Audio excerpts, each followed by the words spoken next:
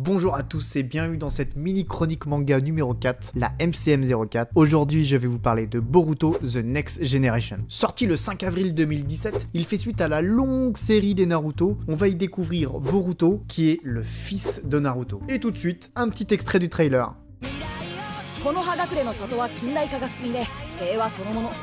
こんな時代に忍びなんていらねえかもしんねえけど、俺は忍者アカデミーに通うことにした。でもみんな俺を火影の息子って目でしか見やがらねえ。そんなレッテルすぐ跳ねのけて認めさせてやる。これは俺の物語だってばさ。ボルトナルトネクストジェネレーションズ4月5日水曜夕方5時55分スタート。 Ouh, c'est très court ça. C'est court, y a pas grand chose qui se passe. On va quand même essayer d'analyser ça. On y découvre un Boruto assez agile qui se balade dans une sorte de Konoha du futur. Ça a l'air sympa. Il semble être ami avec ce qui pourrait ressembler au fils de Shikamaru. Bah d'ailleurs on y découvre un Naruto qui a l'air beaucoup plus sérieux et qui travaille avec Shikamaru qui a l'air de beaucoup l'aider dans ses tâches quand même. Bon c'est vrai que c'est assez creux comme trailer, il n'y a pas grand chose à dire. Par contre moi ce que je vous conseille de faire c'est de regarder le film Boruto, comme ça vous aurez un avant-goût de ce qui peut se passer. Bon je vais pas vous faire un rappel de la licence complète de Naruto parce que c'est très long. On sait très bien que le début était excellent et que sur la fin il y a pas mal de monde qui a trouvé ça pas tip top, dont je fais partie. Mais là n'est pas la question. Donc tout de suite, on va analyser le premier épisode. Bon alors, dès les premières secondes de l'épisode, ça a l'air de commencer super bien. On a un Boruto super vénère, qui a l'air d'utiliser des ninjutsu totalement inconnus, avec un Byakugan, franchement ça déchire. Il est face à un adversaire qui s'appelle Kawaki, sur lequel on n'a pas d'informations, qui semble utiliser les mêmes ninjutsu que lui, et ça annonce du lourd. Apparemment, il serait arrivé quelque chose à Naruto, mais on n'en sait pas plus. Donc là, ça commence très bien. Et là, un petit générique avec une musique dégueulasse pour enfants qui nique totalement le rythme. Pourquoi ? Pourquoi avoir fait ça ? Sans déconner, non mais vous êtes pas sérieux quoi.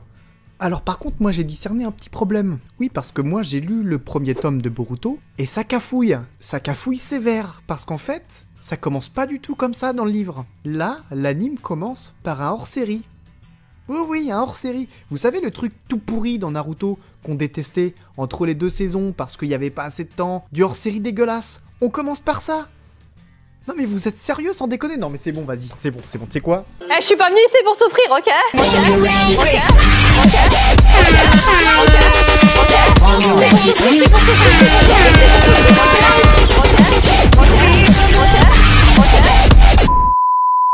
Bon, que dire de plus? L'épisode, je l'ai regardé, j'ai l'impression que ça a duré 2 jours. Bref, il y a vraiment un souci et je vais vraiment vous expliquer pourquoi il y a un problème. Alors déjà, pour discerner le problème, moi je vous invite à re-regarder le premier épisode de Naruto pour pouvoir faire la comparaison et vous allez tout de suite comprendre la différence.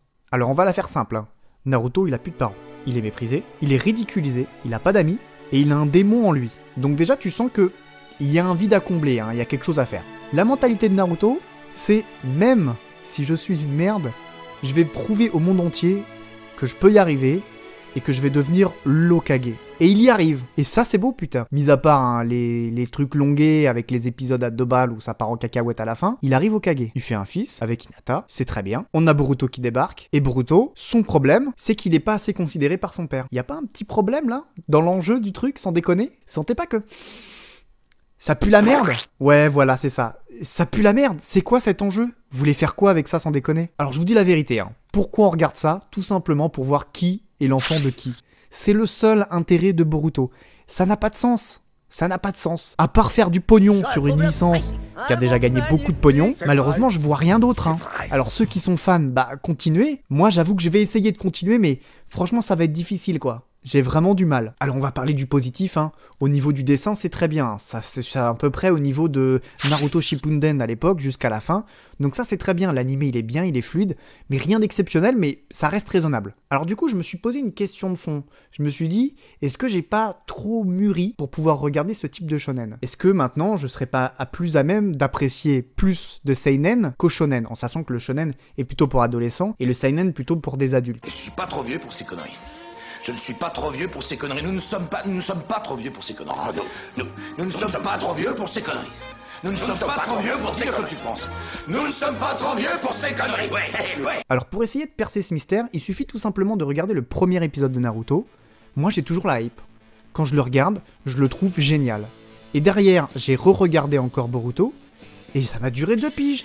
J'ai eu l'impression d'attendre, rien. C'est vide, il n'y a rien du tout. Alors ok, la licence est renouvelée, on se refait un peu de pognon, mais le consommateur derrière, je suis désolé, mais pour moi, il n'est pas satisfait. Enfin, moi, je ne suis pas satisfait. Peut-être que vous allez l'être. Si vous l'êtes, dans ce cas-là, écrivez-le dans le commentaire que je me suis trompé, et peut-être que je reverrai mon jugement. J'espère que cette petite vidéo un peu plus particulière que d'habitude vous a plu. En tout cas, moi, j'y ai pris beaucoup de plaisir. Si ça vous a plu, n'hésitez pas à vous abonner, à mettre un j'aime ou à partager ma vidéo, et surtout à me suivre sur les réseaux sociaux, en l'occurrence Twitter, sur lequel je suis le plus actif. Et je vous laisse avec une petite pépite trouvée sur un forum. Je pense que ça va vous plaire. Allez, salut tout le monde, ciao.